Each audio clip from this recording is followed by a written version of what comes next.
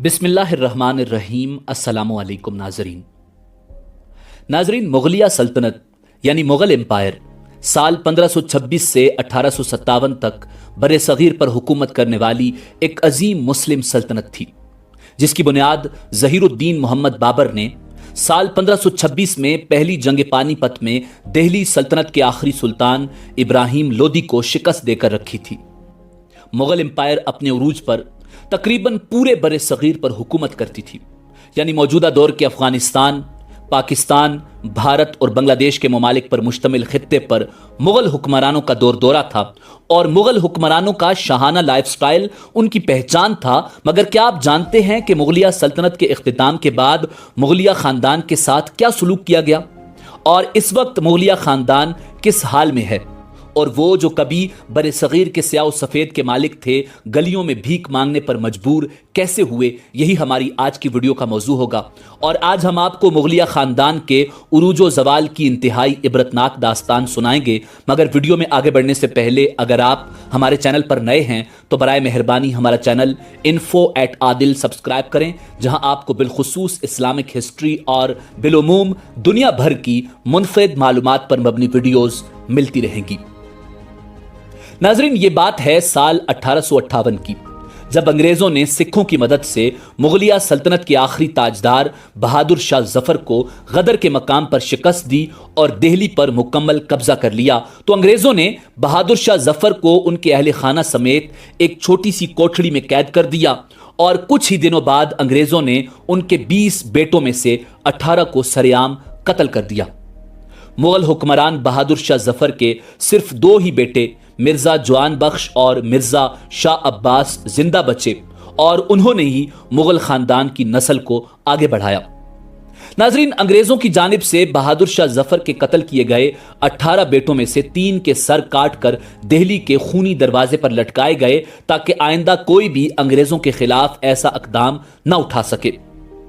इतनी सफाकी के बाद भी जब अंग्रेजों को चैन न आया तो उन्होंने बहादुर शाह जफर पर गद्दारी और फरेबदही का मुकदमा चलाया।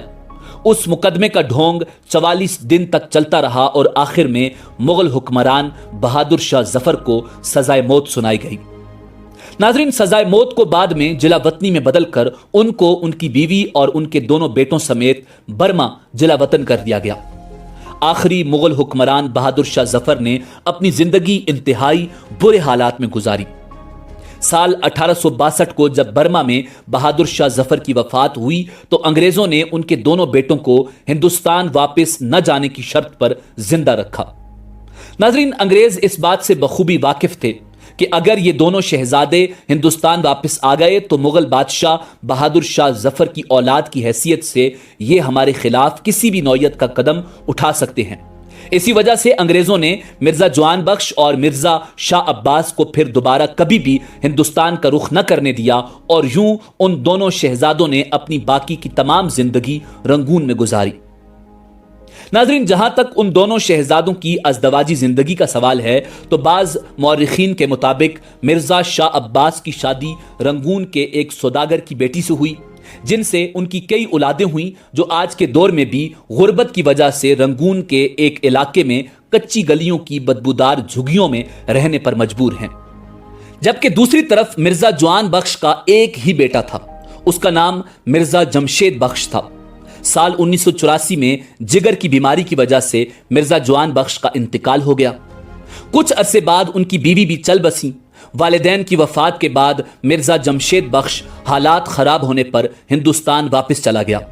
हिंदुस्तान में उसने बेगम नादरा नामी औरत से शादी की, जिनसे उनका एक ही बेटा पैदा हुआ। उसका नाम मिर्जा बेदार बख्त था।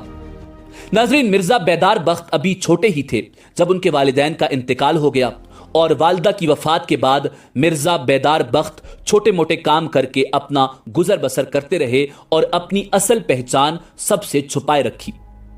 साल 1947 को आज़ादी मिलने के बाद मिर्जा बेदार बख्त की असल शनाख्त के बारे में जब सबको मालूम हुआ तो उनको आखिरी मुगल हुक्मरान बहादुर शाह जफर के पड़पोते की हैसियत से हिंदुस्तान की सरकार की तरफ से भीख के तौर पर माहाना कुछ पेंशन दी जाने लगी।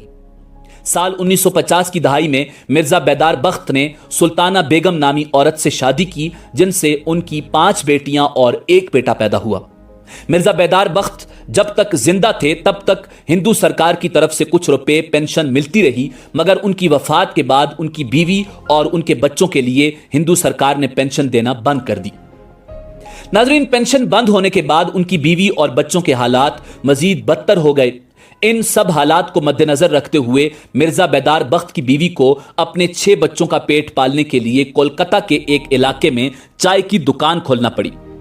سلطانہ بیگم کو بہادر شاہ ظفر کے پڑپوتے کی بیوہ ہونے کی حیثیت سے ہندو سرکار کی طرف سے ایک سرکاری مکان بھی دیا گیا تھا، جو کہ 1983 کے اختتام تک ان سے واپس لے لیا گیا۔ ناظرین، سرکاری مکان واپس دینے کے بعد آخری مغل بادشاہ بہادر شاہ ظفر کے پڑپوتے کی بیوہ اور ان کی اولاد بھی کولکتہ کے ایک چھوٹے سے 2 کمروں کے مکان میں زندگی گزارنے پر مجبور ہیں۔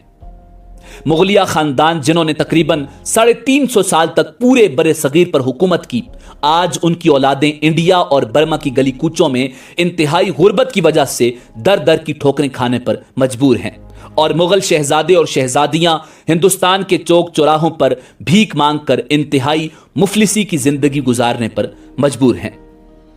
ناظرین، یہاں آپ کو ایک انتہائی حیران کن بات بتاتے ہیں۔ سال 2021 میں دلی ہائی کورٹ نے کولکتہ کی رہائشی 69 سالہ خاتون سلطانہ بیگم کی ایک درخواست کو مسترد کیا، جس میں انہوں نے دلی کے تاریخی لال قلعہ پر اپنی ملکیت کا دعویٰ کرتے ہوئے یہ کہا تھا کہ انڈین حکومت نے ان کی پراپرٹی لال قلعہ پر ناجائز قبضہ کر رکھا ہے، اور یہ کہ عدالت انہیں اس پراپرٹی کا قبضہ واپس دلوائے یا پھر اس کا معاوضہ ادا کروائے۔ سلطانہ بیگم کا دعویٰ ہے کہ وہ آخری مغل بادشاہ بہادر شاہ ظفر کے پڑپوتے مرزا محمد بیدار بخت کی بیوہ اور لال قلعہ کی قانونی وارث ہیں۔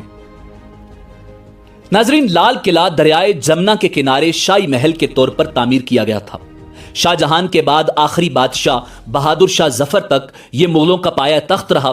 بہادر شاہ ظفر کو معزول کرنے کے بعد انگریزوں نے انہیں ملک بدر کر کے برما کے دارالحکومت رنگون بھیج دیا تھا، اور جیسا کہ ہم نے آپ کو بتایا کہ انہوں نے وہاں ہی وفات پائی۔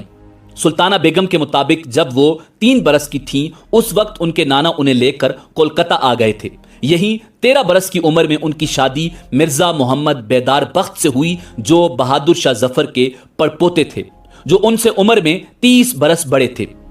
اب وہ ہوڑا میں کرائے کے ایک چھوٹے سے مکان میں رہتی ہیں۔ لال قلعہ پر ملکیت کا مقدمہ دلی ہائی کورٹ میں اس ہفتے کے اوائل میں سماعت کے لیے دوبارہ آیا ہے، مگر اب تک کوئی فیصلہ نہیں ہو سکا۔ ناظرین، یوں تو پورا ہندوستان مغلوں کی وراثت ہے، مگر مغلیہ سلطان آج بھی در در کی ٹھوکریں کھا رہا ہے اور بھیک مانگ کر زندگی بسر کر رہا ہے۔ ناظرین، اسی امید کے ساتھ اجازت دیجیے کہ آپ کو ہماری ویڈیو پسند آئی ہوگی۔ ملتے ہیں بہت جلد ایک نئی تاریخی، تحقیقی اور معلوماتی ویڈیو کے ساتھ۔ دیکھتے رہیے info@adil۔ اللہ رب العزت آپ کا حامی و ناصر ہو۔